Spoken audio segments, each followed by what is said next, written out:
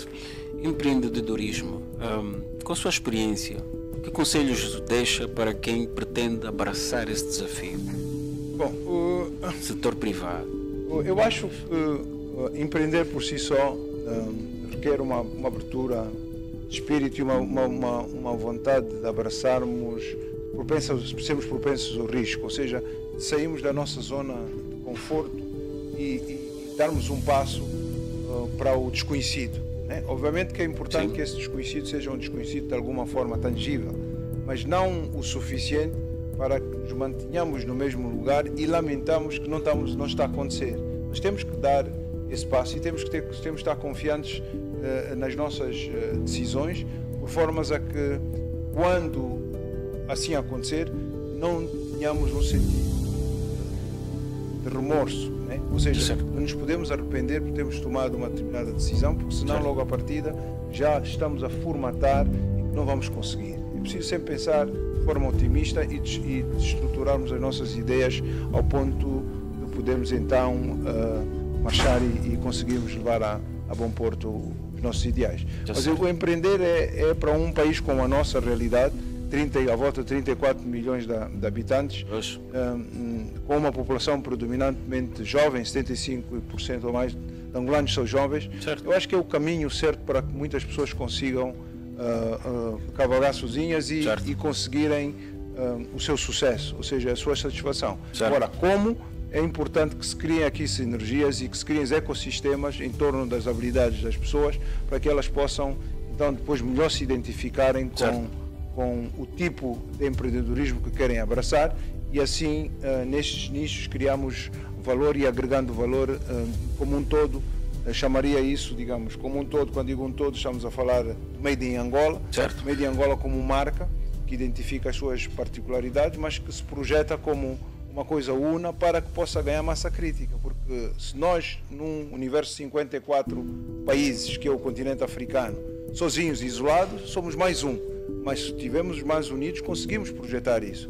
Então, empreender também tem esse olhar e tem que ser organizado, ou seja, as pessoas que querem empreender têm que se cada vez mais organizar e estruturarem-se para melhor resistirem aos desafios que tal decisão possa tomar. Isso tem feito com o seu tempo? O que é que faz agora? Sim, isso eu faço. Tem tido tempo para criar? Não, mas eu crio hoje, já criei antes. Muito bem. Antes guardei na gaveta. Quer dizer, já tive ideias que fui acumulando, porque a reflexão sobre a necessidade de se empreender resulta de observações. Muitas das ideias que nós vamos tendo resultam de observações que vamos fazendo no nosso cotidiano, de situações que dizem assim, isso se calhar podia fazer desta ou daquela forma, né? E essa ideia depois grava-se, observa-se, desenvolve-se, cria-se um conceito, até o momento em que partilha com alguém e diz, por que tu não implementas isso? Ele diz, ok, vou avançar. Não queres fazer comigo? Se calhar assim, o risco em vez de ser 100% é 50%. Nós dividimos isso em 4%, é 25%. Tá vendo? Então, é sempre bom mitigar o risco e partilhar com os demais, porque assim também poupamos recursos. Os recursos também são escassos. Certo. Tá vendo? Mas isso também é preciso educarmos nesse sentido. É preciso cada vez mais habituarmos a que se calhar o melhor caminho não é fazermos as coisas sozinhos, porque podemos demorar mais tempo. Pois. Muito obrigado. Nós vamos já passar para o público, mas antes gostava de saber a sua opinião sobre a iniciativa Café com CEO. O que achas desta iniciativa? Bom, se a iniciativa não fosse boa, eu não estaria aqui, né? E eu vejo que é uma iniciativa com muito nível, é uma iniciativa que agrega valor e é exatamente por isso que eu acho que, tão logo me foi formulado o convite, foi mais uma questão de colocar na agenda a data mais adequada para vocês e para mim, mas eu acho que é importante que nós tenhamos programas como este, iniciativas como esta, porque elas permitem a aproximação de pessoas como eu e outras até com muito maior sucesso do que eu nas funções que ocupam, de partilharem as suas experiências com os demais. E também de ouvirmos ideias frescas, porque as pessoas podem estar sentadas na plateia e têm, se calhar, ângulos distintos para olharem para problemas que acabamos aqui agora por apresentar. Muito bem. O aprendizado é sempre mútuo. Obrigado. E quem recomendaria a estar conosco nas próximas edições? Sei que o senhor tem bons contactos. Quem recomendaria? Eu não sei se num programa anterior alguém me recomendou a mim. Recomendaram, sim. E Viva Voz foi gravado e publicado?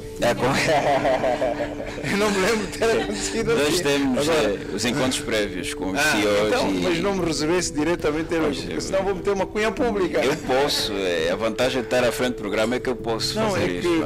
É o seguinte, existem muitos executivos de topo do nosso país e muitos deles até são reservados porque a exposição nem sempre é bem interpretada em determinados círculos.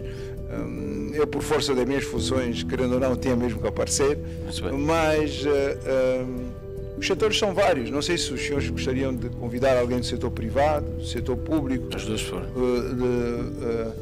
Quer dizer, há muitas boas referências, tanto no setor público de novos CEOs, não vou citar nomes, mas posso dizer na indústria dos transportes, na banca, na transformação, quer dizer, há muitos bons exemplos de pessoas que mereciam cá estar. E como não se trata só de uma pessoa, se calhar eu fico pelos setores, depois os senhores escolhem quem exatamente dentro dos setores poderá... Vamos mandar uma mensagem, depois pode sempre enviar uma mensagem com algumas sugestões práticas. Aí sim. Está certo. Começava por agradecer novamente a sua presença. Prazer. Chegado o momento de pegarmos aqui as questões do público, né, para que o debate, o encontro seja abrangente aos demais. Tá? Por favor. A revista Exame publicou em tempos uma matéria sobre 20 empreendedores que deixaram os seus empregos, não é? E hoje são mundialmente conhecidos pelos resultados que alcançaram. Todos eles têm algo em comum: identificaram, enquanto trabalhadores dessas empresas, não é? Identificaram uma oportunidade fora daquilo em que trabalhavam. A minha questão é, um senhor com o currículo que tem, não é? Que motivações teve, ou o que é que identificou fora de tudo aquilo que estava a fazer, tanto na TPA quanto na ZI e nas outras, o que é que identificou fora deste panorama que fez com que tomasse um caminho próprio, não é? Assumisse o empreendedorismo. Bom, a sua pergunta, desculpe só o seu nome. Adnero. Adnero, sim, muito bem. A sua pergunta é muito pertinente. Primeiro, o que identifiquei, mais uma vez, são os inúmeros novos desafios.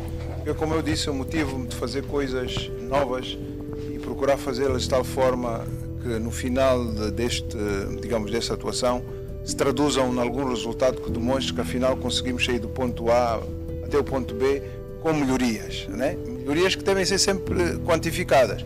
Quando falamos agora para o setor do empreendedorismo, foi também pensando nos senhores. Pode parecer assim um pouco hipotético, mas pensando nos senhores, porquê? Porque eu olhava da experiência que fui acumulando enquanto gestor de uma agência de investimento e promoção de investimento privado. Eu via como as oportunidades são divulgadas, mas do ponto de vista do retorno que esperávamos que elas pudessem merecer, na dimensão em que se projetam essas oportunidades, nós verificávamos que não tínhamos esse retorno. Então, eu disse, então aqui há um espaço muito grande para que também se possa crescer. Então, sair do conforto em que me encontrava, ter um emprego, ter condições, ter prestígio, ter exposição, mas em contramão verificar que pessoas jovens como você e outras não se conseguem afirmar tanto como se consegue ver, por exemplo, num país como o Quênia, noutros países, alguns países africanos, fez-me refletir que se calhar deva também, apesar de não ser tão jovem mais assim, passar para o outro lado e tentar perceber como é que este ecossistema pode ser dinamizado, fazer parte dele sem que haja conflito de interesse, porque eu não posso manter na posição em que estava e ao mesmo tempo ativamente ser empresário, né? Mas assim abraçarmos este desafio e juntos tentarmos fazer as coisas diferentes. E eu acredito que seja possível de assim acontecer, porque já aconteceu noutras partes do mundo E eu vejo também que o angolano tem uma característica empreendedora e de motivação, como é que se diz na gíria, o angolano tem garra, mas essa mesma garra tem que ser aproveitada da melhor forma possível, juntando forças, né? E fazendo com que as pessoas acreditem que seja possível.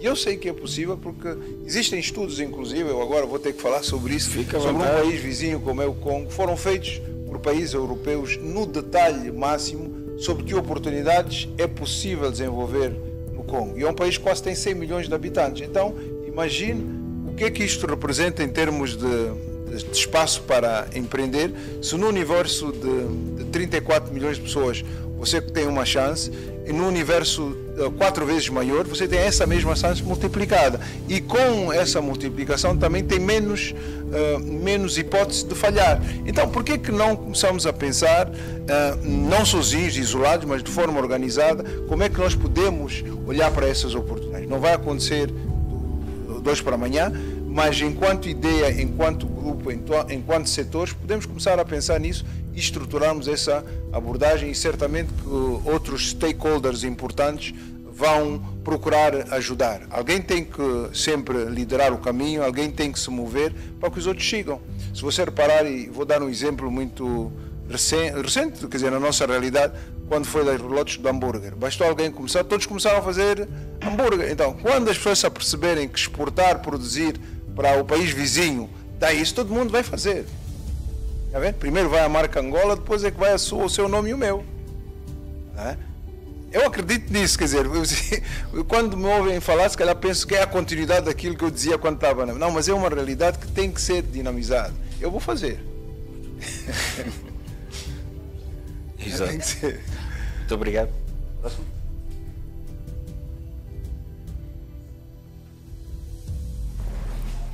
Cócles Carlos, está?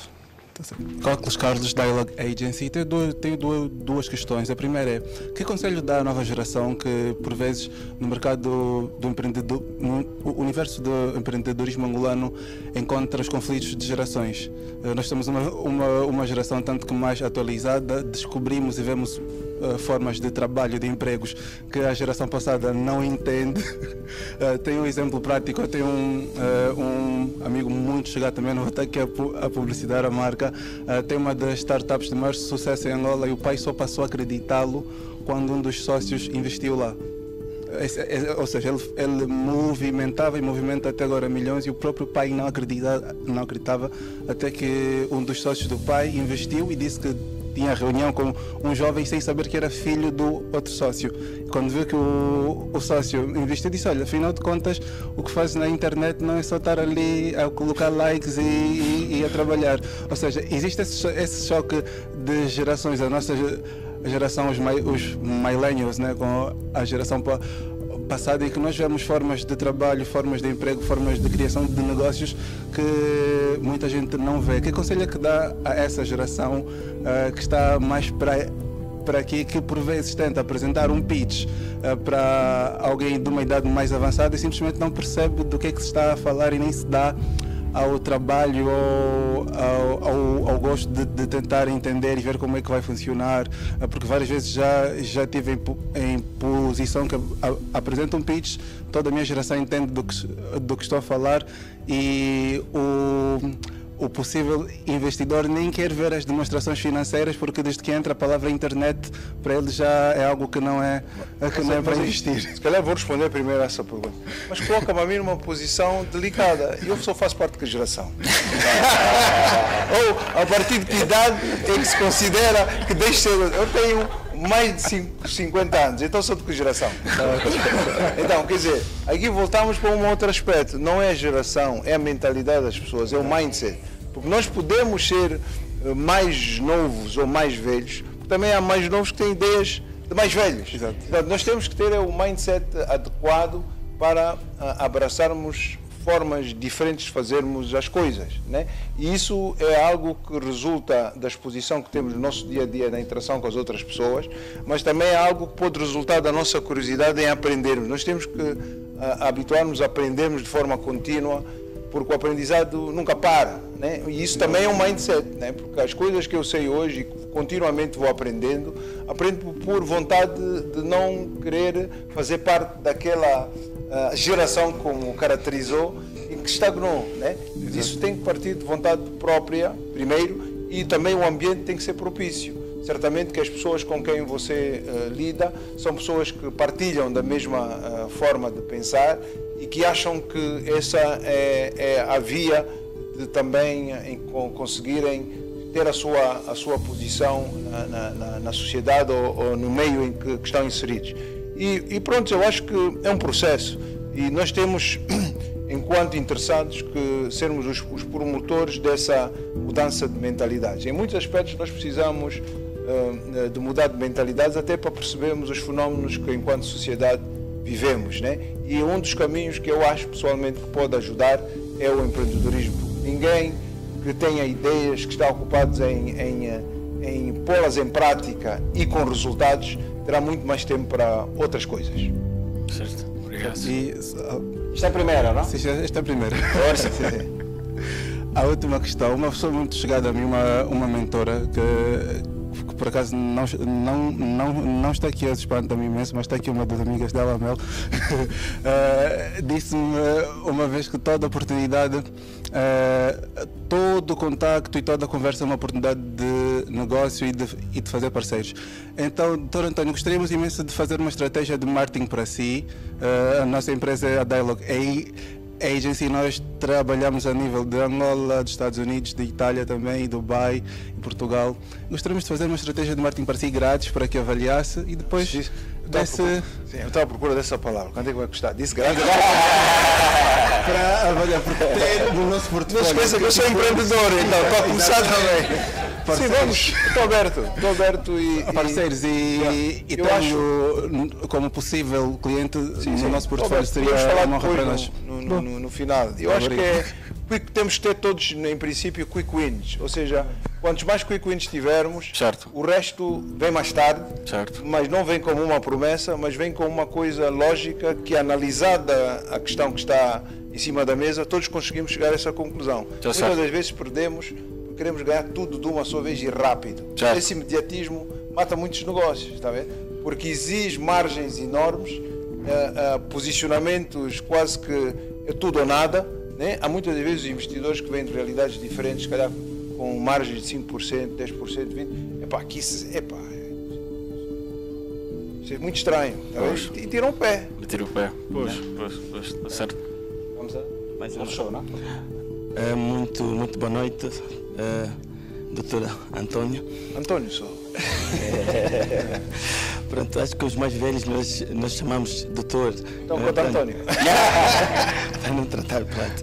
Eu sou o Gabriel Cangueza, fundador e CEO da Academia de Seguros e Fundo de Pensões. Okay. Nós sabemos, falou-se aqui de empreendedorismo, startups, ideias e tudo isso, mas isso só funciona com investimento.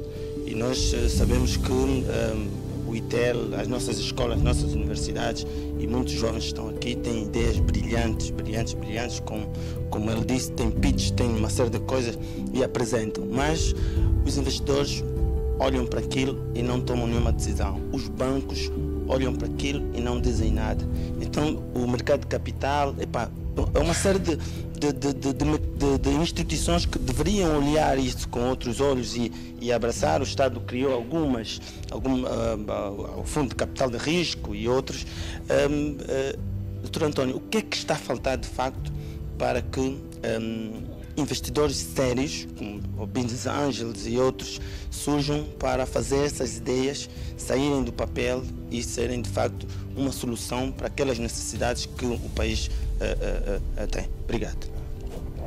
São boas perguntas. Só. Eu acho que o que está a dizer é pertinente. O que é que está a faltar? Eu acho que estão a faltar, em escala maior, espaços como este. Ou seja, espaços que, pelas pessoas que fazem parte deles, possam dar-nos esse tipo de sentimento de que existe.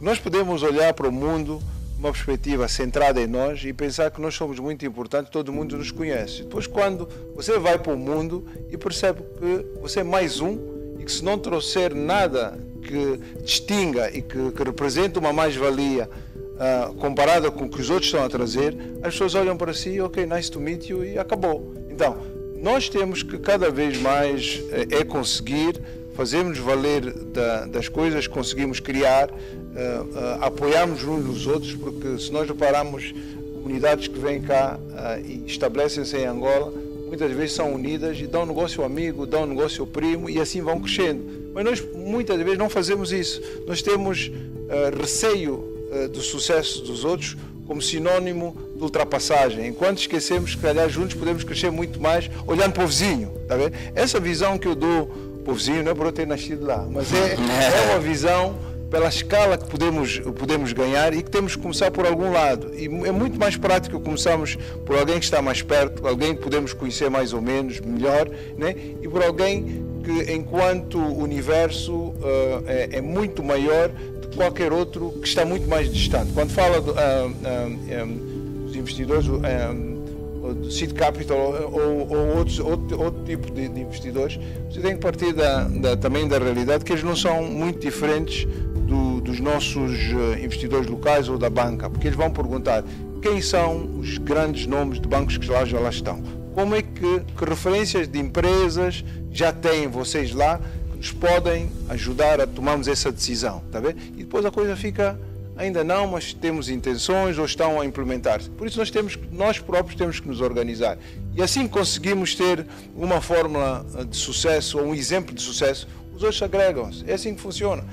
Veja só as empresas na Nigéria. Não estou a querer falar mal da Nigéria, né? Não tenho nada contra, mas eu acho que a Nigéria é um mercado, apesar dos desafios que todos nós conhecemos que têm, mas os grandes unicórnios estão na Nigéria, né? Estamos a falar de milhares de dólares que estão a ser investidos. E por que é que nós não conseguimos fazer isso? Eu acho que nós também conseguimos, mas essa decisão tem que partir de nós. Eu estou disposto em juntar-me a vocês, a trocarmos impressões, a organizarmos e a criarmos uma estrutura que possa trazer essa valência. E, aliás, eu pensei nisso quando criei recentemente, depois das minhas transições, criei a Invest-A. A Invest-A, no fundo, e a palavra A vem de Angola e também vem da África, vem exatamente com esse intuito de servir de empresa de consultoria e prestação de serviços, não virada para que vocês sejam meus clientes, mas sim que isso se torne numa plataforma que usemos todos para projetarmos os nossos projetos. Depois podemos falar um pouco mais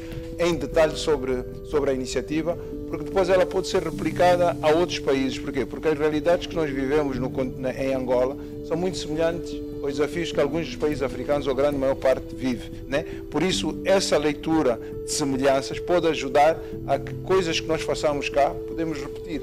É só ver quem vem, por exemplo, da Eritreia, onde é que está a Eritreia, e vem para Angola, vem para os países vizinhos e depois vive no Dubai. Está vendo? Então, nós podemos fazer isso vivendo em Angola. Está vendo? Certo, obrigado.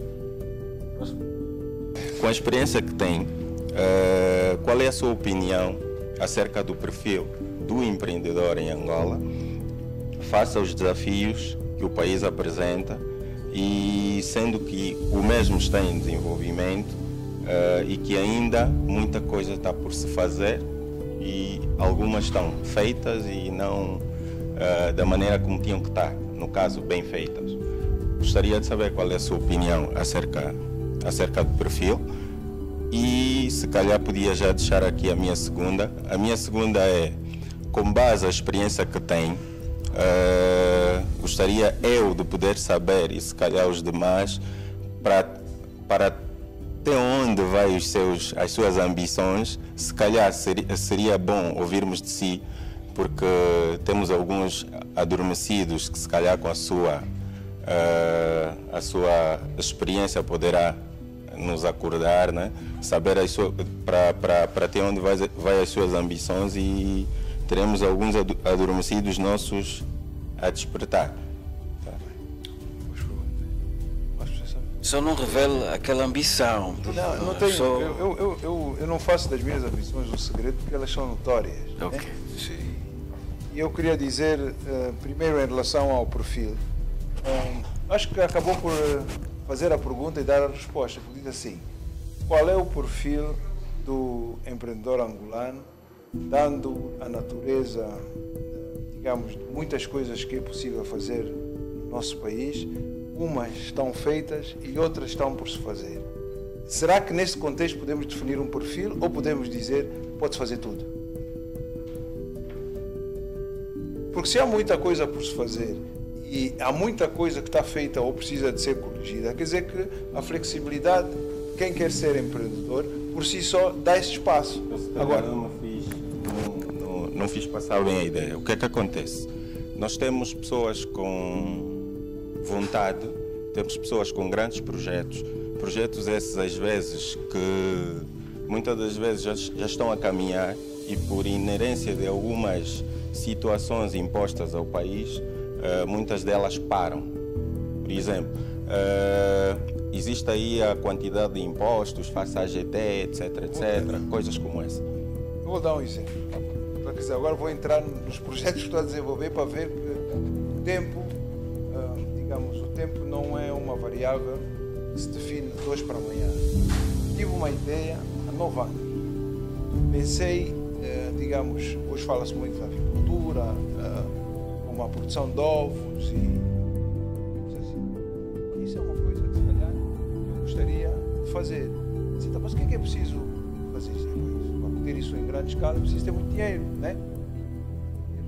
Os senhores vão olhar para mim e dizer, não tem? Não, dinheiro há 9 anos, não é que hoje tenha muito, mas enquanto vontade e possibilidade de chegar a ele, para fazer uma produção de ovos em grande escala, criar uma marca, uma empresa, isso vai de alguma forma ser necessário, para além da ideia, mobilizar fatores que possam ajudar a que as outras pessoas acreditem que você seja capaz de o fazer.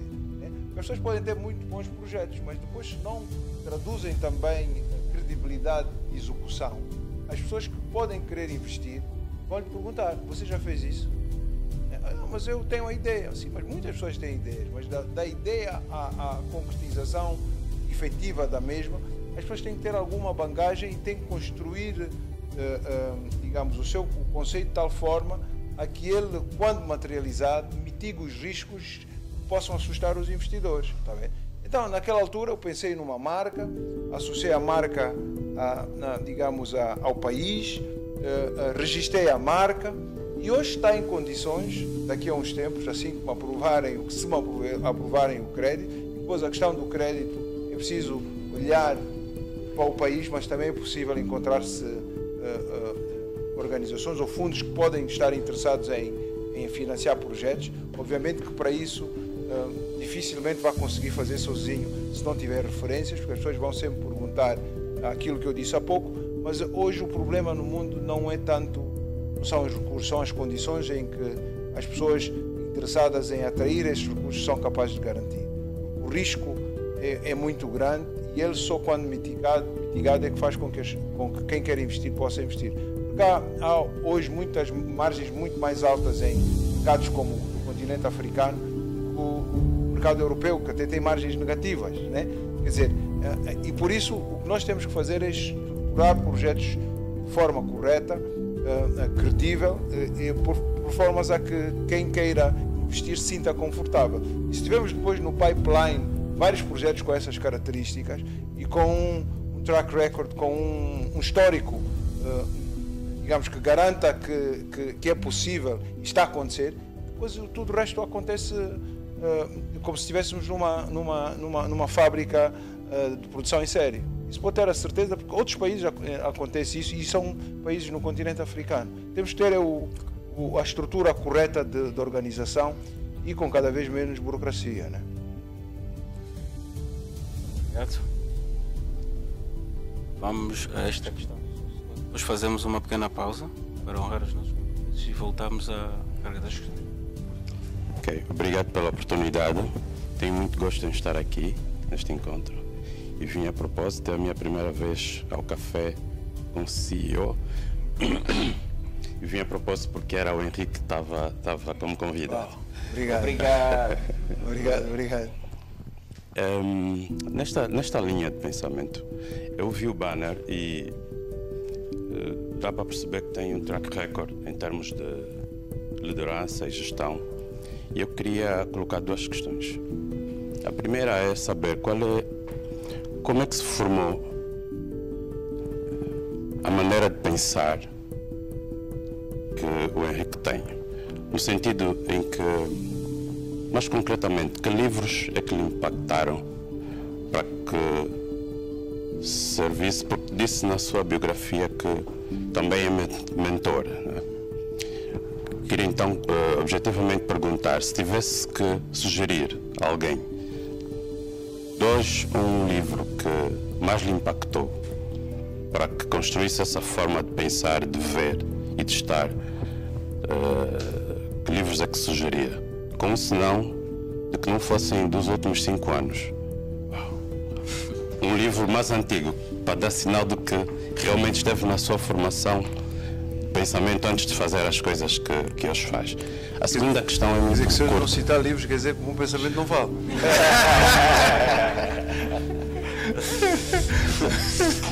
A segunda questão é muito curta. Disse que é um panafricanista. Da sua visão que tem de África, fazendo um exercício de premonição nos próximos 10 anos, o que acha que nós, jovens, geração de 80, né, deveríamos focar o nosso olhar para que possamos, de alguma forma, impactar também a África, no fundo. Vou começar, se calhar, por essa segunda a pergunta, que é uma com muito realismo, eu olhando para o continente africano e para os próximos 27 anos, ou seja, a partir de 2050, as projeções dizem que 1 em cada 3 habitantes, até o final do século, 1 em cada 3 habitantes do mundo será africano. Ou seja, nós vamos passar a estar numa realidade em que vamos ser 2,5 mil milhões de pessoas. Se nós olharmos para o início do século passado, em 1900, nós éramos fruto de todo aquele sofrimento com a época da escravatura, nós éramos 140 milhões. Já a Europa tinha nessa altura entre 400 a 500 milhões. Agora, quando nós chegarmos ao ano 2050 ou até o final do século, vamos passar a ser 2,5 milhões, a Europa vai ter 7 vezes menos. Isso quer dizer o quê?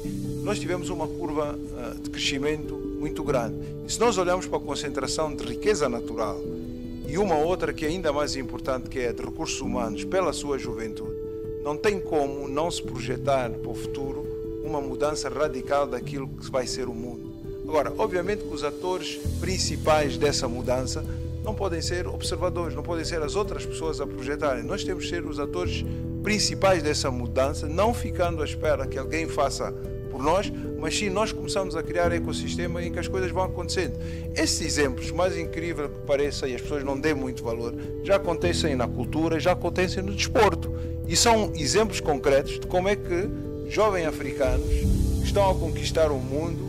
E não estamos a falar de praças musicais como a dos Estados Unidos. Temos grandes exemplos dos afrobeats, de músicas que hoje estão na primeira linha. E há um outro aspecto que as pessoas também esquecem-se, que mesmo nos Estados Unidos, como parte integrante da diáspora, os médicos representantes das comunidades que não são tipicamente americanas são africanos. Então, o potencial existe. Por que é que essa ponte está feita da África para a diáspora, não olhamos ao contrário, criando condições, e essas condições, aceitemos nós ou não, se nós olharmos para o passado, nos últimos 50 anos, e compararmos o que estamos hoje a viver em África com 50 anos, já houve melhorias. Só que a conjuntura mundial também mudou e favorece também que essas melhorias aconteçam mais rápida. Mas se a juventude continental, as pessoas motivadas a fazerem, não são elas próprias os promotores dessas iniciativas, elas não conseguem complementar a ação governamental, e quando falo de ação governamental, falo para qualquer ação governamental em qualquer país do continente africano, porque elas ajudam a definir as políticas, ajudam a criarem as condições. Mas é o setor privado que acaba por alavancar da forma como se pretende. E vivemos numa época, e ali o jovem que mencionou, o Pitch já falou, que nós conseguimos dar saltos de run, leapfrog. Nós conseguimos saltar etapas, porque antigamente Se tem telefone fixo, depois tem que passar para o PBX, depois tem que passar para a telefonia móvel. Nós não saímos de não ter telefone para o telefone móvel com videocâmara e com ligação de internet rápida. Não sei se está a ver, e agora com chat GTP. Não sei se está a ver. Quer dizer, o que é que isto representa? E as pessoas ainda, infelizmente, não sei se temos que divulgar isso amplamente, nós conseguimos, fruto até da inteligência artificial ajustada ao nosso dia a dia e às ações que nós precisamos desenvolver, obviamente que não é um robô que nos vai substituir, o robô vai complementar aquilo que nós já sabemos fazer melhor e mais rápido, podemos dar saltos incríveis. Por isso quando as pessoas preocupam-se com a África e parece que estamos a ser perseguidos por alguma maldição, digo, você não está a ver isso bem, eu não vejo isso assim. Agora, temos que acelerar, porque se não formos nós a fazer, outros vão fazer. Então, se não formos nós a podermos acumular riqueza e a criar sociedades mais justas e mais desenvolvidas, os outros vão tentar fazer por nós. Por que nós, até que estamos com uma costa de 1.500 quilómetros de costa marítima, não tiramos proveito disso? Temos que fazer qualquer coisa. E o momento é este. Eu acredito nisso. É certo. Muito obrigado, engenheiro Henriques. Vamos então fazer uma pequena pausa. Tá bom. Tá certo.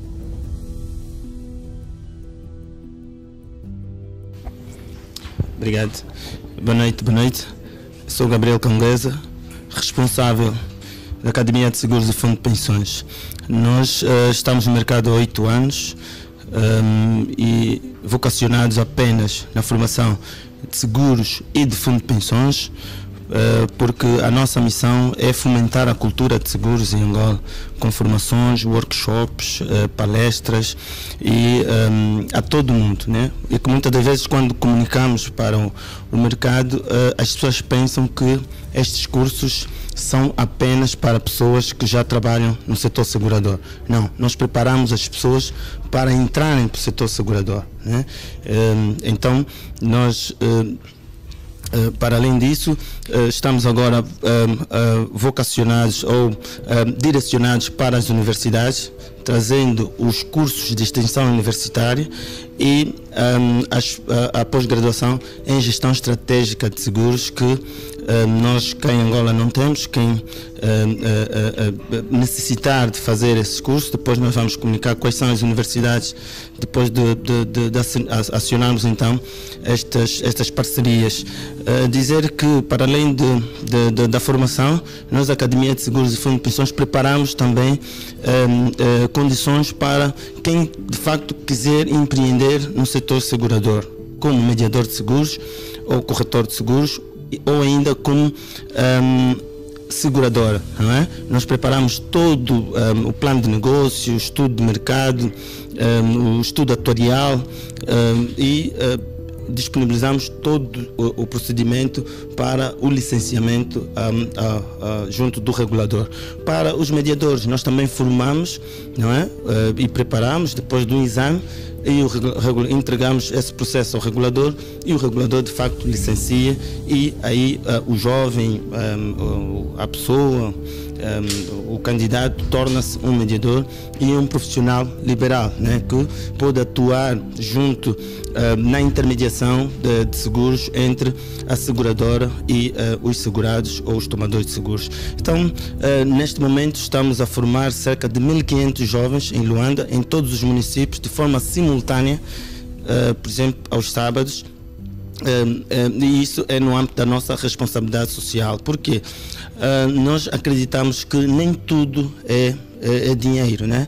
Chega um momento que temos dar aquilo que nós aprendemos também de graça. Há aqueles momentos em que nós fechamos-nos e cobramos, mas quando é responsabilidade social e que o nosso objetivo é ter muito mais pessoas a dominarem seguros e a falarem sobre seguros, então nós queremos levar inclusive mediadores a nível nacional, né? Porque, por exemplo, quando o Cubão tem 2 mediadores de seguros, na Lunda não tem mediadores de seguros, no IJ só tem 3 mediadores, quer dizer, e há muito negócio lá, há assim negócios para que, e tanto é que a taxa de penetração de seguros é de está abaixo de 1%. Então, quer dizer que há negócio, há espaço para nós crescermos no setor segurador. Bem-haja, obrigado. Obrigado. Sejam todos bem-vindos à segunda parte do Café com CEO. O nosso convidado é o engenheiro António Henriques da Silva, que está a brindar-nos aqui com a sua presença. Tem sido um gosto aprender consigo. Fizemos uma pausa para honrar com os nossos compromissos publicitários e desde já reconhecer o apoio que recebemos do Espaço Focus, por intermédio da entidade Teixeira Duarte Real Estate, ao Jornal Econômico, nosso parceiro, a Delta Cafés, a Ser Infomédia, a Gospel TV, que é o nosso parceiro responsável por levar o programa, portanto, a nível de canal televisivo em Angola e Portugal. Vamos então retomar as questões e para começar temos a senhora. Boa noite, engenheiro António Henriques, boa noite a todos. Queria já representar aqui as mulheres na sala, eram muitos homens a falarem. Primeiro quero parabenizar porque acompanho o seu trabalho, sou jovem, mas do tempo da TPA e as outras empresas onde passou, tive a oportunidade de trabalhar com pessoas que trabalhavam diretamente consigo. E normalmente quando temos atividades do género, quando é uma senhora, uma das perguntas que mais se faz é qual é o maior desafio em ser um líder aqui em Angola, como pai de família, tem aqui o seu filho lindo, e normalmente as mulheres falam é ser mãe e ser empreendedora e ser funcionária do setor privado ou público. Para si, qual é o seu maior desafio ou qual foi o seu maior desafio até agora? Bom, antes de mais, agradeço pela pergunta que faz. Os desafios que eu vou vivendo são de certa forma constantes.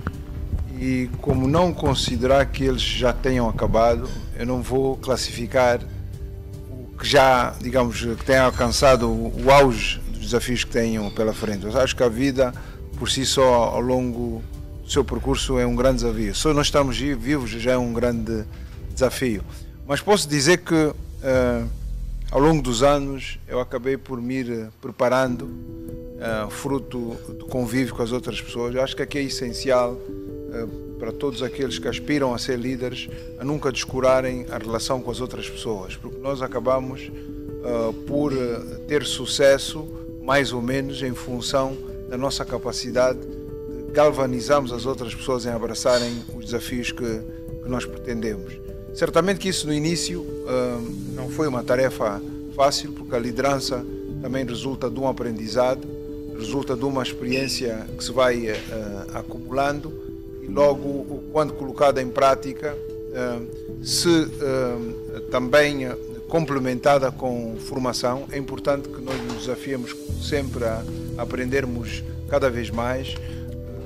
Houve ali uma pergunta que esquivei relacionada com os livros que gosto de ler, mas é importante que não basta só lermos livros, se não colocarmos em prática os ensinamentos dos livros. E a melhor forma de nós aprendermos é mesmo no dia a dia, porque muitas das vezes as coisas que são teoricamente, digamos, manifestadas nos livros, na prática elas exigem adaptações, porque os contextos, os próprios protagonistas também assim o exigem. Por isso dizer que o sucesso por si só está ligado a quem conosco acaba por abraçar e o quanto nós conseguimos motivar estas pessoas que conosco fazem o percurso e que merecem também o reconhecimento à medida que estamos a avançar, porque é importante reconhecer-se também o mérito nas outras pessoas.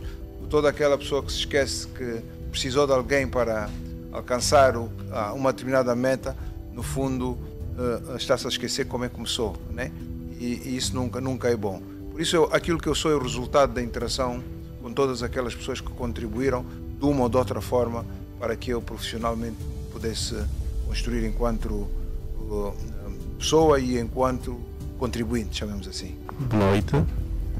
O meu nome é Manuel Quimbir, sou gestor e fundador da empresa Ale Tecnologia. Nós somos uma empresa comercial especializada na venda de gadget.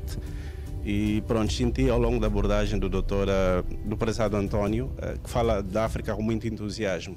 E queria saber da parte do doutor se tem alguma referência em termos de gestão e em termos de liderança a nível da África.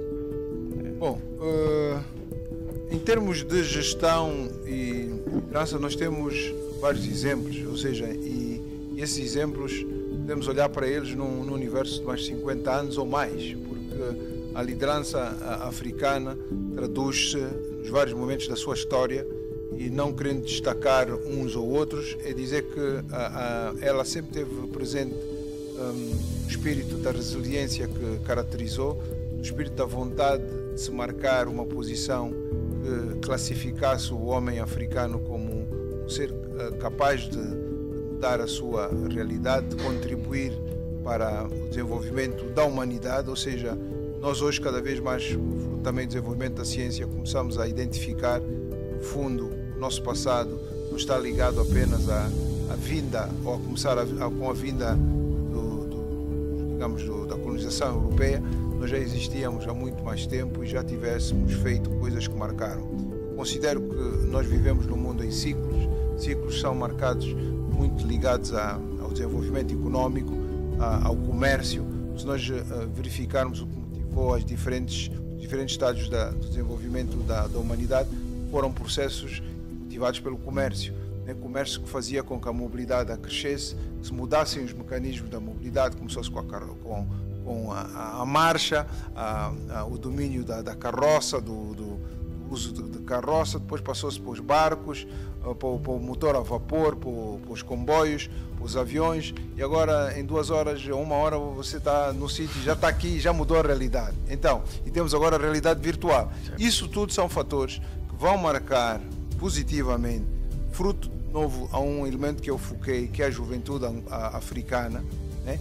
A mudança nos próximos tempos, com populações que estão a envelhecer noutros continentes, com o crescimento demográfico que a África vai ter e continua a ter, só vejo grandes oportunidades para que as próximas décadas e os próximos séculos sejam marcados pela presença, de novo, do continente berço como fator de mudança. Certamente que vão existir várias opiniões em relação a isso, mas são opiniões sempre centradas em alguma dúvida e escepticismo, provocado também por uma herança menos boa de aculturamento ou também de redução e de diminuição daquela que é a nossa capacidade real. E o mundo está a converger. Também hoje é de notar que as fronteiras passam a existir mais no papel do que efetivamente, porque com o conhecimento hoje não tem fronteiras, ou seja, você tem uma ideia em Angola, se tiver uma fórmula de sucesso, pode partilhar, amanhã já chegou a um extremo completamente diferente do mundo. E acredito, mais uma vez, que o futuro está em África, porque o mercado está em África. Não há desenvolvimento sem mercados. E um mercado com potencial hoje de 1,3 mil milhões de pessoas, com a predominância da juventude e com necessidades que só vão crescer, só pode ser algo motivador para quem queira empreender e perceba que a fórmula de sucesso está aí. Chamo-me Vicente Gomes e gostaria de colocar 2 questões. Na verdade é uma que se resume em 2. A primeira questão é a seguinte: todas as empresas têm estado a debater com um grande problema em Angola, que são os recursos humanos. Como tem gerido ao longo desses anos todos os obstáculos ou todos os desafios que tem encontrado nas diferentes empresas ou nas diferentes instituições que tem passado, como tem ultrapassado este desafio que é os recursos humanos, não é? Que é tirar o melhor dos recursos humanos. E a segunda questão é a seguinte: há uma máxima que diz que os liderados são o reflexo dos seus líderes. Que opinião é que tem sobre este assunto na realidade angolana? Muito bem, muito obrigado.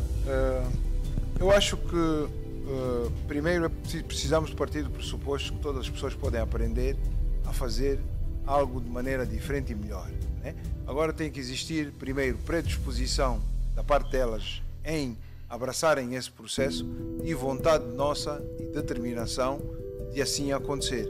E obviamente que quando lideramos organizações, enquanto líderes das mesmas, nós temos que ter uma visão estratégica sobre o que queremos que a organização, num horizonte temporal, realize e materialize. E queremos é importante também fazer acreditar nas pessoas que isso vai acontecer. E para isso temos que criar o espírito de equipa. Obviamente que o papel dos recursos humanos é de extrema importância, mas também não podemos idealizar que todos estarão imbuídos desse espírito e com a capacidade de abraçarem de princípio. Nós temos que depois escolher aqueles que demonstram melhores características de início para agregarem uma mais-valia superior aos outros dentro de equipas de trabalho, com lideranças aos vários níveis. Nós temos também de delegar, nós não podemos ficar com receio de delegarmos tarefas aos demais membros das nossas equipas e, obviamente, com a delegação de tarefas também temos à nossa frente, as pessoas têm que assumir responsabilidades, ou seja, não basta delegar-se e depois as pessoas não se comprometem com as responsabilidades que estão associadas ao ato de delegação. E temos de estar orientados por resultados. É importante que exista essa orientação por resultados para que depois se possa medir ou ajustar a estratégia, porque a estratégia, já dizia Jack Welch, que a estratégia não é digamos, um livro de intenções, mas sim ela é uma escolha para se vencer. Logo, se nós temos essa definição, temos uma estratégia, mas depois na sua implementação não conseguimos colocar em marcha, obviamente que não vamos conseguir. Então é importante que se tenha uma visão na organização de que, olha, a direção é esta e a nossa contribuição individual estabelecida vai ser essa. Como é que estamos a medir os resultados? Como é que estamos a avançar? Por que é que falhamos? Né? Por que é que se falhou aqui e podia-se ter feito melhor? Será que a base da estratégia está correta? Será que é preciso fazer ajuste? E depois também aí entra a questão da inteligência emocional. E é importante nesse aspecto. Já Warren Buffett, que é um dos maiores, digamos, investidores de todos os tempos, ele diz que uma das maiores ferramentas, as melhores ferramentas de um líder é a forma como ele se comunica. Ou seja, é importante que os líderes consigam comunicar-se com os demais por formas a que consigam passar, motivar e galvanizar os liderados em relação ao que é necessário fazer-se e por isso caminhar.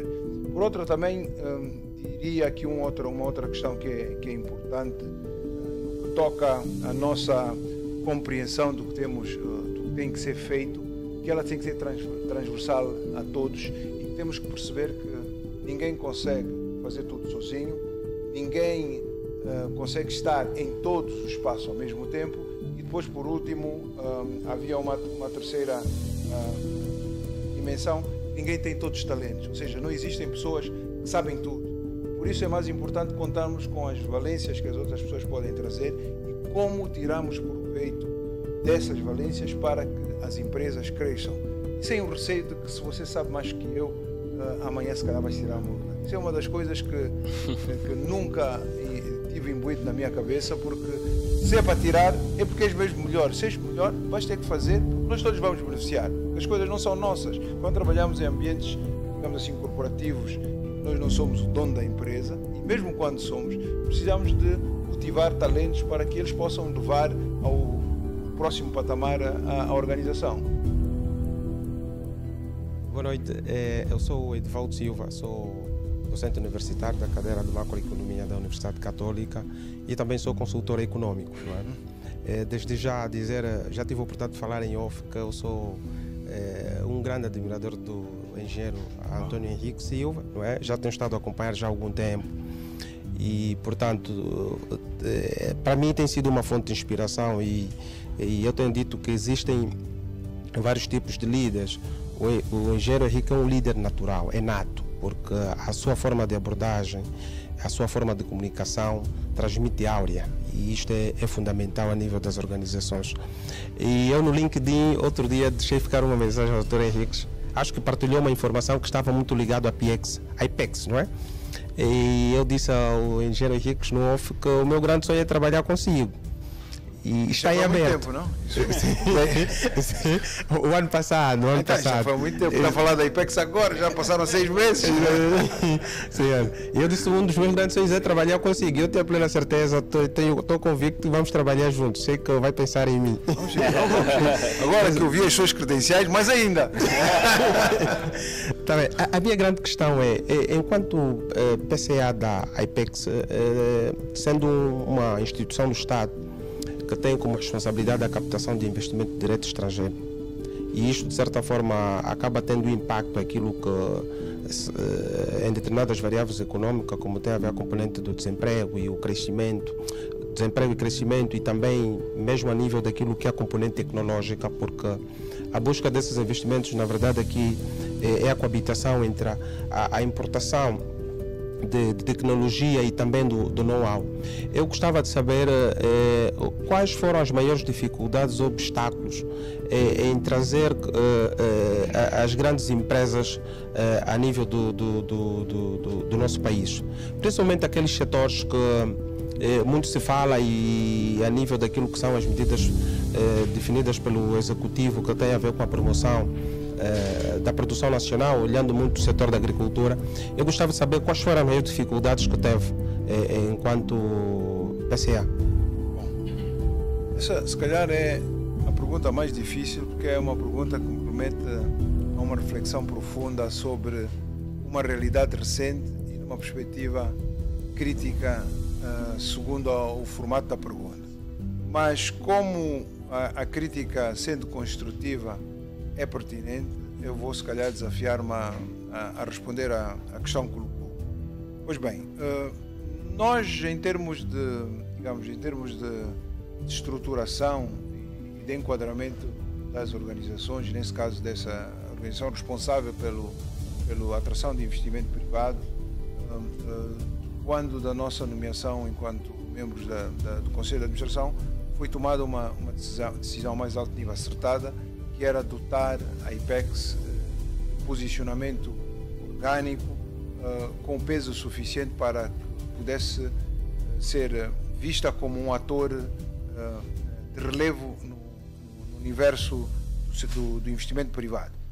Isso enquanto medida, mas enquanto ações concretas e entendimento transversal que assim devesse ser, que no fundo é o próximo passo, isso não aconteceu na medida do que podia ter acontecido.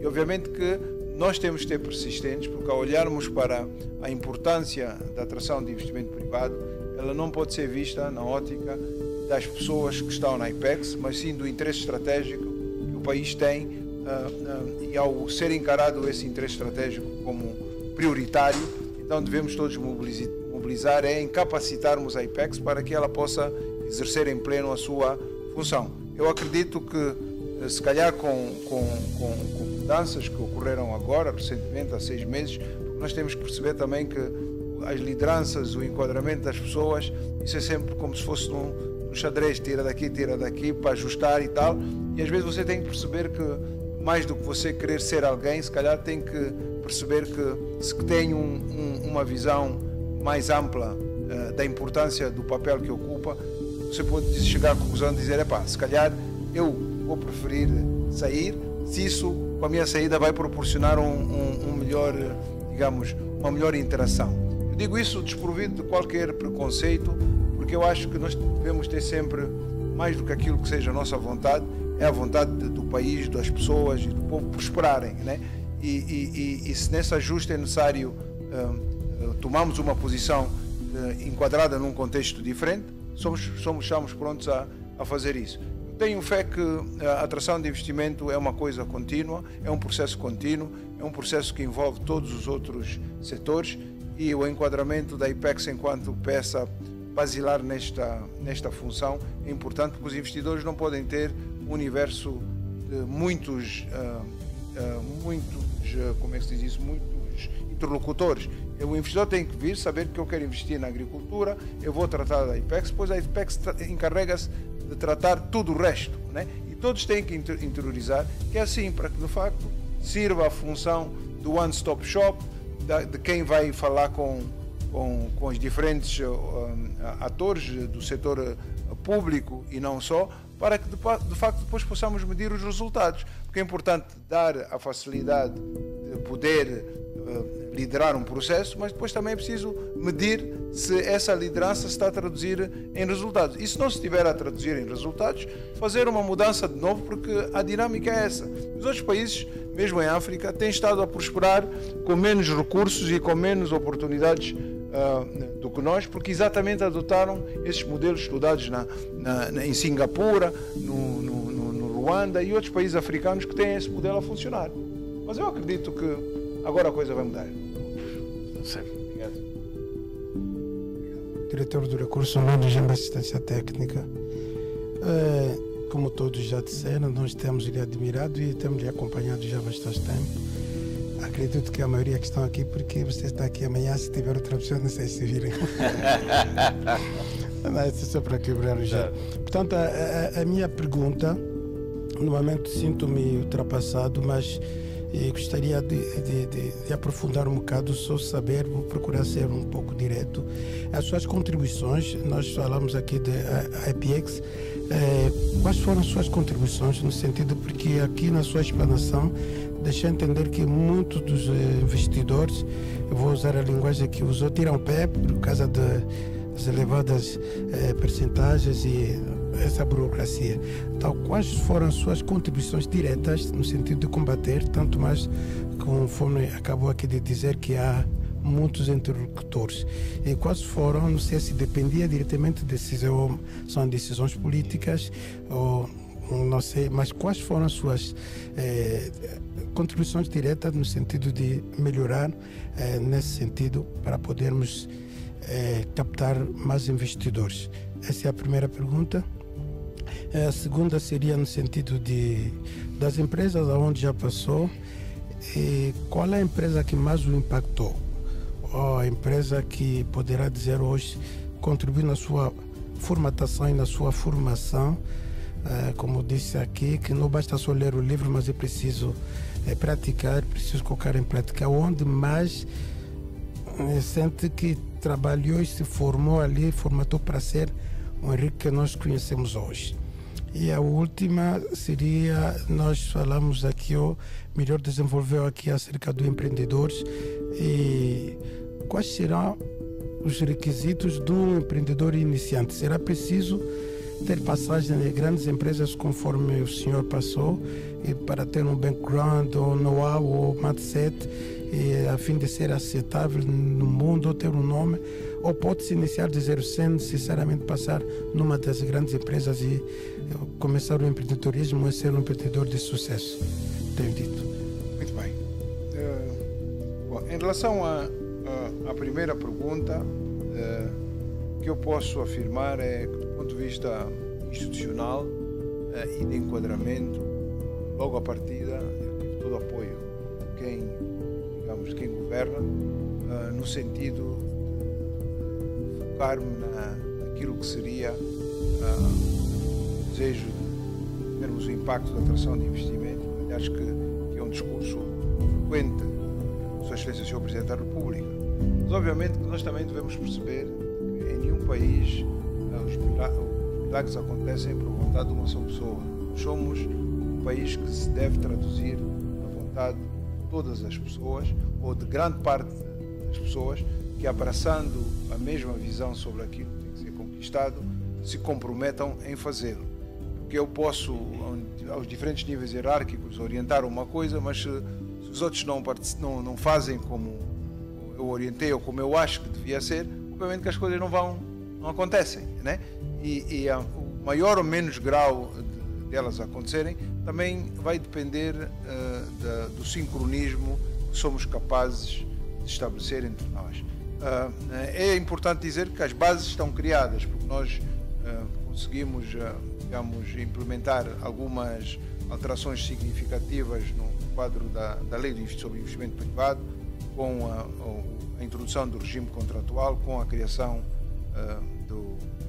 do one-stop, do atendimento personalizado e do one-stop service, né, dentro da IPEX, e da relação com os demais intervenientes. Obviamente que todos os processos, os procedimentos carecem ou dão espaço para a melhoria, e essa melhoria tem que ser coerente e consistente para que ela depois possa traduzir em resultados mensuráveis, que foi aquilo também que eu disse antes. Eu volto a dizer que é um processo, mas é um processo que deve ser abraçado por todos nós, ou seja, nós devemos perceber a importância que isso tem, se nós quisermos de facto obter os resultados que almejamos. Em relação à outra segunda pergunta que colocou, o empreendedorismo ou o empreendedor, enquanto definição, enquanto enquadramento no nosso contexto, não quer exatamente que as pessoas tenham a exposição que eu tive, né? Ou que as pessoas têm no mundo corporativo. Porque muitas das vezes vemos pessoas com muito sucesso e que são completamente anónimas, que exercem atividades até no mercado informal, e que depois começamos a verificar que essa mesma atividade no mercado informal se vai transformando, vai crescendo, vai agregando mais pessoas no seu ecossistema. Eu não acho que exista uma definição de como empreender. Existe assim, devem existir assim condições favoráveis a que as pessoas possam empreender, e obviamente que nós acreditamos que estamos agora num processo de maior interiorização da importância que o empreendedorismo deve ter, pelas iniciativas que vamos colocando. E também temos ou não o infortúnio de estarmos situados num momento mais ou menos bom. Nós tivemos 3 anos de Covid, e durante a Covid houve quem conseguisse, por via das tecnologias de informação, de ganhar espaço e de inovar-se, porque elas traziam uma solução para o problema, mas houve também quem viu os seus intentos a não serem tão bem sucedidos. Agora que saímos, e eu estou a chamar, estou a alertar para a oportunidade que é com a integração, podemos olhar para a nossa integração regional, é como mais uma alternativa de podermos acrescentar valor local com reflexos em escala nas economias aqui do continente, e não só. A empresa, bom, sim, é a terceira. A empresa que marcou, por mais incrível que pareça, foi mesmo a TPA. E gostei da TPA, porque foi a minha primeira experiência no setor público. E logo, vindo do setor privado, com uma lógica, eu antes tinha trabalhado para a Texaco, que é uma empresa multinacional americana. Depois trabalhei um tempo na Unitel. Depois fui para um ambiente completamente distinto, em que era necessário mudar. Nós tínhamos uma direção geral, aquilo passou a ser um conselho de administração, e mudar um pouco a lógica de funcionamento da empresa. E obviamente que mudanças enquanto processos requerem adaptação, tanto daquele que vai procurar mover as pessoas a mudarem, como daqueles que vão aceitar essa mudança. E houve muitos exemplos interessantes de como passou a ser possível fazermos a mudança, principalmente porque temos incidido sobre as pessoas. Ou seja, sempre que nós conseguimos tocar nas pessoas e nas necessidades que elas têm, e que podem não parecer importantes, porque não mexem diretamente com os resultados da empresa, né? Elas depois, quando tocadas, motivam as pessoas, e elas mudam de comportamento, sentem-se felizes em estarem na empresa e não a faltarem ao serviço. Foi uma coisa muito engraçada. E começou com o quê? Começou com a mudança do refeitório. Ou seja, nós começamos E como é que eu conheci o refeitório da TPA? Conheci o refeitório da TPA porque eu ia lá visitar antes. Trabalhava e dizia, mas bancos lá fora, corridos, tipo aqueles bancos corridos, aqueles bancos assim compridos, de madeira, uma sala fechada com cubas. Então, a sala de cubas e a sala, digamos, os bancos corridos sem ar-condicionado, o que é que fizemos? Nós então dissemos, vamos acabar com as cubas e vamos acabar com a sala. Vamos fazer uma sala grande e todo mundo passa a comer lá. E era importante que eu, enquanto presidente do Conselho de Administração, e os demais colegas, também comecemos lá, porque a televisão é um trabalho de criatividade. Certo. E esse trabalho de criatividade traduz a interação com as pessoas. Se há um distanciamento, você não pode ouvir nem subsídios e nem pode respirar o que dentro da empresa está a circular, né? Então, aquilo era uma ocasião, ficamos ali na fila, até depois no princípio puseram lá uma mesa separada, todo mundo disse, não, mesa separada não, deixa, só senta e vamos comer todos juntos. Eu vou ir lá buscar o o meu tabuleiro e fazíamos. E eu gostava daquilo. E as pessoas conseguiam comer? Sim. Top. Não, eu tinha uma coisa engraçada. Epá, vou ter que dizer isso. A minha mulher que me perdoou. Tínhamos um motorista que eu disse: não, eu não vou comer em casa, vou comer lá no refeitório. Isso para dizer o quê? Quanto mais valorizarmos as pessoas, as condições que nós damos às pessoas, elas em retribuição entregam-se mais e produzem mais. E o grande segredo e aprendizado começou exatamente aí, que eu vi que, não obstante as dificuldades iniciais, foi muito, digamos, gratificante ver essa mudança e essa mobilização nas pessoas para alcançássemos um melhor resultado. Houve também um outro momento marcante, e esse sim marcou-me do ponto de vista da solidariedade humana.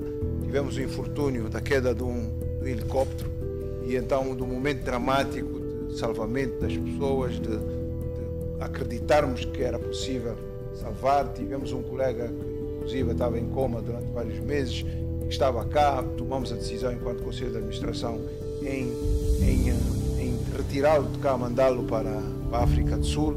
E, graças a Deus, numa situação em que estávamos a pensar que ele já não se conseguisse, digamos, sair daquela, ela foi para a África do Sul e conseguiu recuperar, ou seja, não está como antes, por acidente de helicóptero, mas conseguimos salvar a vida de uma pessoa e está aí o colega Lussati. Obviamente que isso não foi um esforço individual, foi um esforço coletivo, que até tive que envolver a minha esposa, que ela acabou por ir à África do Sul e com a esposa do Lussati, que não falava inglês. Mas isso é gratificante porque nós verificamos que há camaradagem, há um espírito e vontade de entreajuda, e isso depois ajuda a que nós também moldemos a nossa forma de olharmos para as outras pessoas. Por isso eu considero que foi um aprendizado relativamente curto, mas foi muito positivo para aquilo tudo o resto que eu aprendi a fazer no futuro. Well done.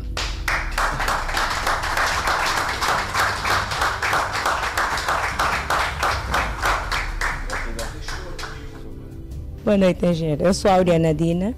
Tenho uma curiosidade. Dentro do que acabou de explicar, eu já consegui metade do que eu precisava de saber. Que era exatamente o seguinte: tem uma presença imponente, séria, e de alguma forma isto causa alguma, digamos que intimidação a quem não conhece. Isso. Né? Então, e aparentemente inacessível. Então, dentro da senda do não julguemos o livro pela capa, e como acabou de explicar, eu gostaria de saber como lida normalmente com situações onde tenham pessoas que o sintam inacessível e de alguma forma precisam de chegar a si, como já explicou que foi o caso da TPA, e pude perceber que o engenheiro, entretanto, consegue chegar a estas pessoas e deixá-las à vontade para chegarem assim. Mas também nesta senda há situações onde temos que lidar com pessoas que sintam-se ameaçadas pela nossa personalidade e isso se tornar um problema.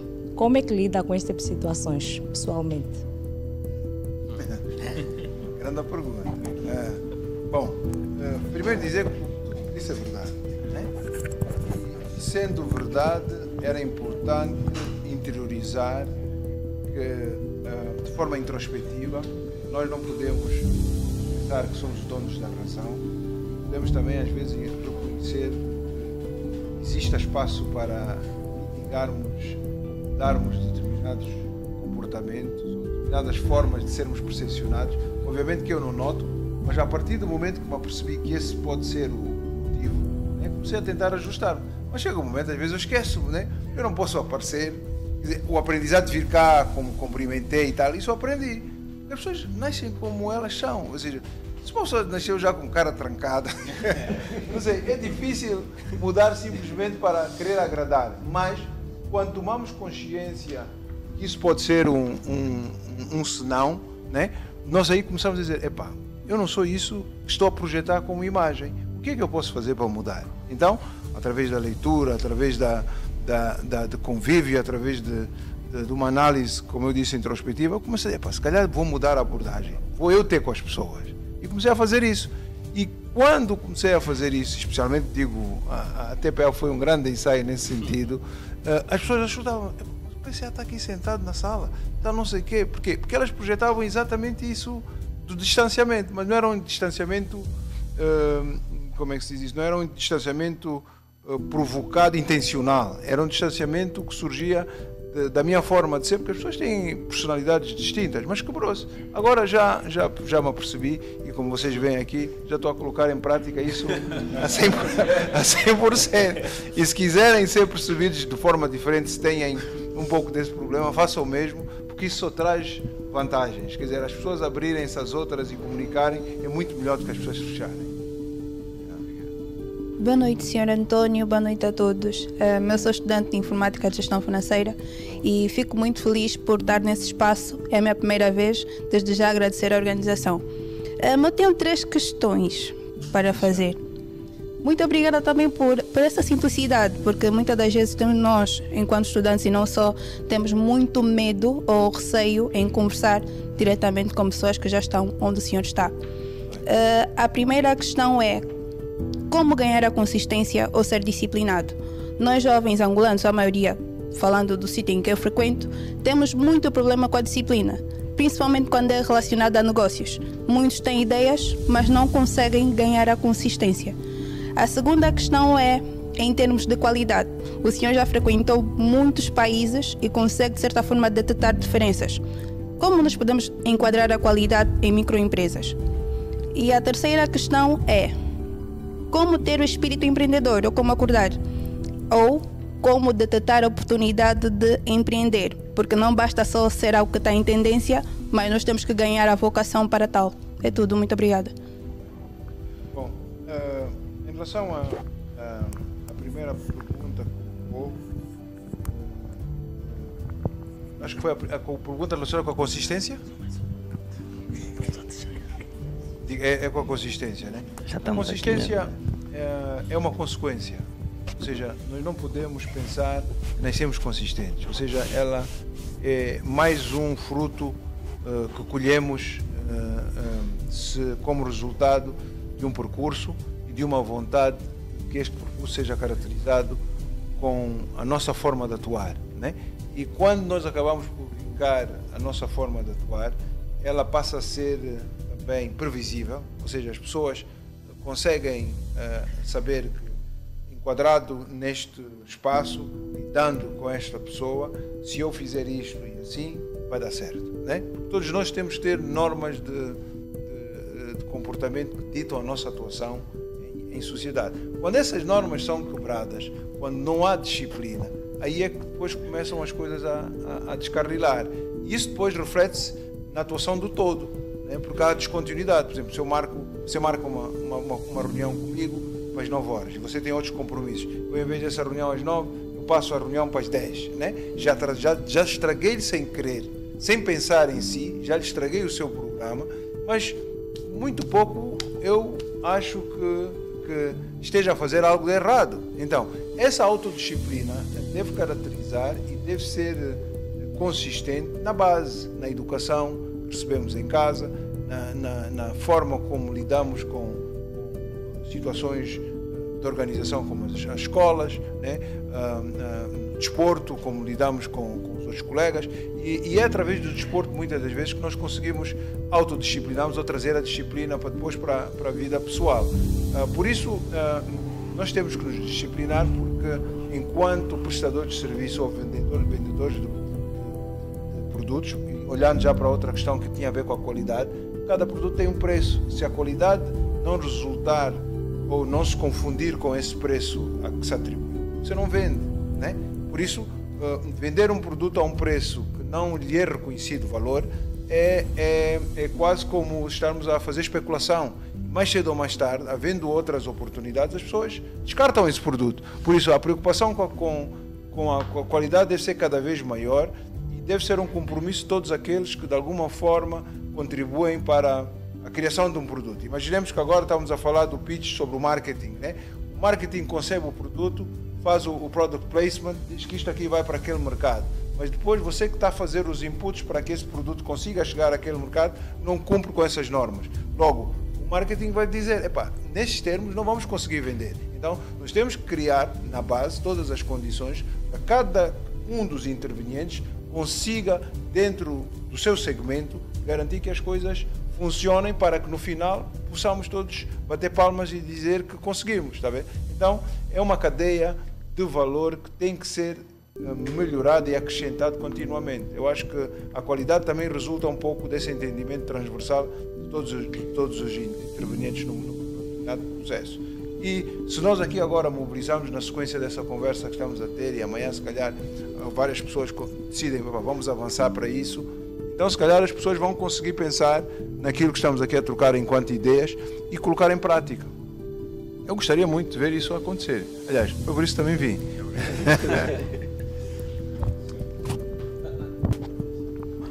Boa noite a todos.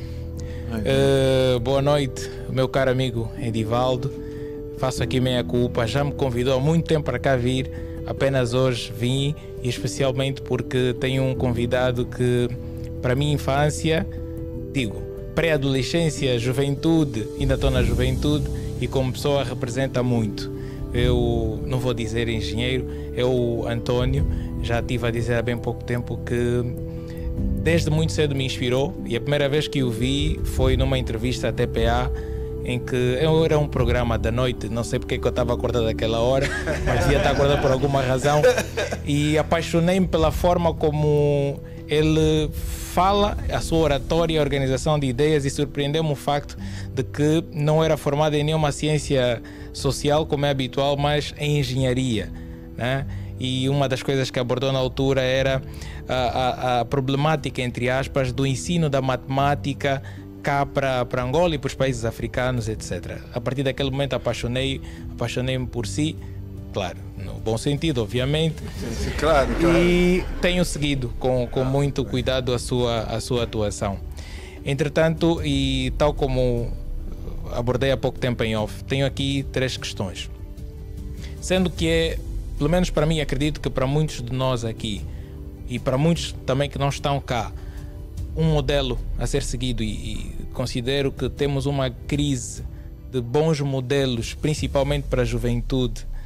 Já pensou, primeira pergunta, vou repetir aquela que fiz no off, escrever um livro, ainda que não seja para fazer um livro de empreendedorismo ou de memórias, alguma coisa, mas algum livro que sirva para que os jovens possam perceber que é possível, com o mérito e com o empenho, com disciplina, conseguirmos alcançar os nossos objetivos. Primeira questão. A segunda questão, considerando que já teve essa experiência, ou experiência profissional, tanto no âmbito privado como também no público, e considerando ainda o facto de que, infelizmente, ainda se vê que, ou se percebe que as empresas públicas, de uma forma geral, não têm resultados positivos como era desejável, na sua opinião, o que acha que precisa de se alterar no mindset, no modus operandi, o que seja, das empresas públicas, para que realmente elas consigam dar os resultados, apresentar os resultados positivos que Angola precisa? E a terceira e última, já alguma vez pensou em ser professor? Obrigado. Bom, começando pela sua primeira pergunta em relação a escrever ou não um livro, eu acho que a escrita em si, e a escrita correta, respeitando a pontuação, todas as vírgulas, ela deve também ser uma consequência de vários fatores. Eu, fruto da minha educação feita em várias latitudes e em várias circunstâncias, e não sei se sabem, mas eu falo algumas línguas, Quais? Falo 9 línguas, são 9. Falo português, inglês, espanhol, italiano, francês, croata, sérvio, romeno, russo e bósnia. Só 3 já arruma parte. Mas estava ali há pouco a falar com o jovem, estava a falar, e depois ele ainda acrescentou Lingala. Eu também, quando era pequeno, já soube falar Lingala, já soube falar também Swahili e Kyoko. Lá no leste, no Mochi, na zona do Mochi, já soube. Mas isso tudo volta, ou seja, está guardado, é uma questão de voltar a reativar. Então, voltando à questão que estávamos aqui a ver, a questão da escrita. é bom. Um dia, o que eu tenho estado a fazer já há vários anos é, muitas vezes no Facebook, às vezes estou bastante ativo, era mais ativo até no início do Facebook, eu escrevia qualquer coisa, escrevia assim umas frases, depois pensava, epá, isso nesse contexto vale a pena mandar ou não? Fechava aquilo, sou eu que vejo, ponha. E depois nas memórias, né, agora, eu vejo que muitas das vezes vem, o ano tal, disseste isso, eu disse isso. E eu leio, eu digo, epá, isso faz sentido, dá para pôr. Então, esses apanhados, um dia eu vou pegar, e às vezes até esses apanhados eu pego agora, tiro a frase e publico de novo. Quer dizer, pela mensagem, não sei se é a circunstância, o momento inspira e tem isso guardado. Certamente que um dia, se calhar, vou fazer esse exercício, mas mais do que escrever, eu acho que é importante partilhar a nossa experiência e o conhecimento que fomos adquirindo nessa interação.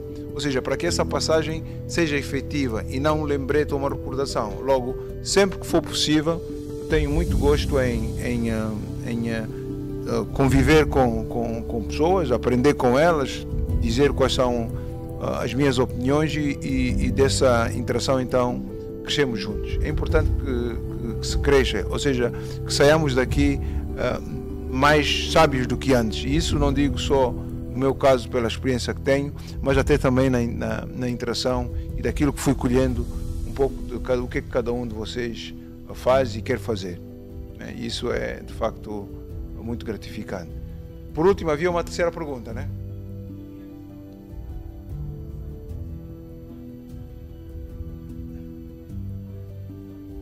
Sobre as empresas. Bom, cada empresa tem a sua vida própria, mas é importante, quem dita o modelo de organização e de funcionamento das empresas são as suas lideranças. E em função de um pouco do estilo de liderança, em nós temos que ser líderes e não chefes, né? Isso também pode mudar. E há uma cultura um pouco enraizada nas nossas organizações que muitas das vezes as pessoas que acabam por abraçá-las não são culpadas, porque, como é que dizem, não? Temos uma palavra muito frequente, dizer, já encontrou, né? Né? E depois mudar isso, muitas das vezes é mudar um status quo que está enraizado e que isso pode ser bom se você persistir, mas também pode ser mau, porque desse modelo de organização muitas pessoas vivem, né? Sim. Vivem que está próximo do chefe, que fala com o chefe, que foi almoçar com o chefe, né? Que conversou depois do almoço, nas organizações. Quando você corta isso, você está a tirar o pão das pessoas, né? Não sei da vez. Como é que é? Qual é a ideia? Não sei se está a ver. Mas é importante mudar, porque essas intermediações separam-nos das pessoas, separam-nos de conseguimos viver os problemas que as organizações têm no seu dia a dia. Então, eu sou muito mais por formas de trabalhar abertas, open space, né? Em que é possível estabelecer um diálogo sem muito protocolo para que se permitam, de facto, conseguirmos entrar na essência das preocupações e daquilo que, com ideias que sempre não têm, digamos, não devem ter um dono só, consigamos perceber o que é que temos como desafio. E tem resultado. Eu, das experiências que tive, confirma-se que é a forma mais ajustada de transformar uma empresa.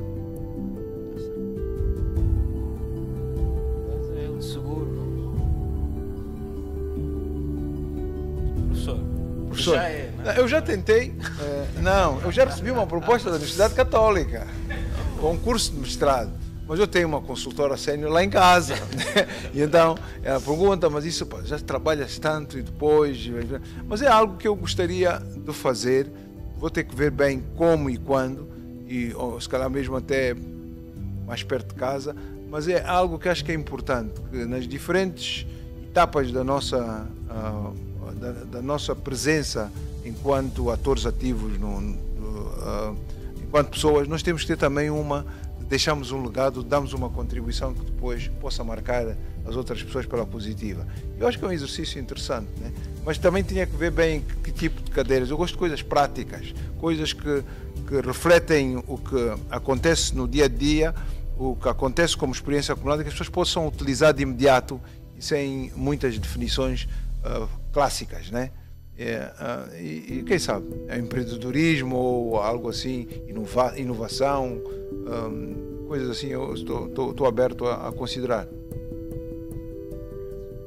Olhando para a estratégia 2050, como é que acha que o país poderá mudar o ambiente de negócio? Nós temos visto que as agências de rating e notação têm sempre colocado Angola lá embaixo em termos de ambiente de negócio. Como foi PCA da APEX e Zona Econômica e tudo aquilo, qual é o seu ponto de vista? O que é que devemos fazer como país para que melhoremos então o nosso ambiente de negócio?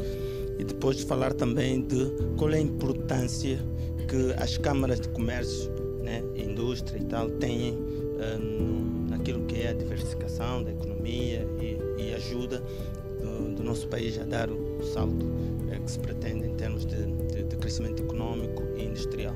Obrigado. Bom, muito bem. Eu não gosto muito de falar sobre o que já fiz, deixei de fazer e agora criticar ou acrescentar valor, está vendo? Ou dizer qualquer coisa.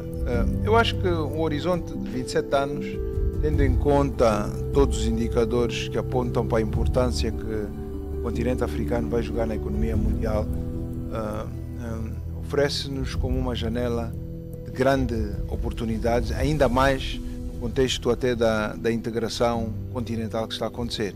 Obviamente que quem, neste caso o executivo angolano que esteve a elaborar esse programa, certamente contempla ou foram feitos estudos que atribuem a importância necessária ao ambiente de negócios. Mas eu volto a frisar que o ambiente de negócios e os pilares que assentam sobre a definição do que é ou não um ambiente de negócios mais favorável não são só uma obrigação do Estado. Quer dizer, nós enquanto cidadãos e enquanto partícipes cada vez mais ativos nessa presença que é necessária, devemos também ter uma forma de atuar que facilite digamos, a melhoria do ambiente do negócio. Porque se você for a ver, por exemplo, vem um investidor ou vem alguém, vai ter primeiro com uma instituição e vai ter com o topo da instituição. Mas não é só o topo da instituição que define o que vem depois. Se nós, nas nossas formas de estar enquanto cidadãos, não praticarmos as melhores experiências de convívio com estrangeiros, com a forma de ajudar, de facilitar, e nada resultou que alguém tivesse tomado medidas macros facilitadoras. Então, isso é um clima e é uma forma de interação que temos todos passar a estimular. E há países africanos que nós, quando visitamos, verificamos que isso é, porque não basta roubar 1 milhão no topo, se depois 1 milhão de pessoas roubam está a ver? Porque aquelas mesmas pessoas que estão a roubar com a mesma atitude, se não me dás, não roubo, são 1 milhão de pessoas em vez de uma pessoa, está a ver? Então, está a ver o efeito roedor da base, né? Se ela, em conjunto, passa a ter essa prática. Então, independentemente do valor, a corrupção é algo que nós temos que acabar, está a ver? Temos que acabar. Por isso, quando se fala sobre isso, e as pessoas têm diferentes opiniões, certamente vocês têm uma opinião que eu também a respeito, mas isso é uma coisa que deve mobilizar-nos a todos.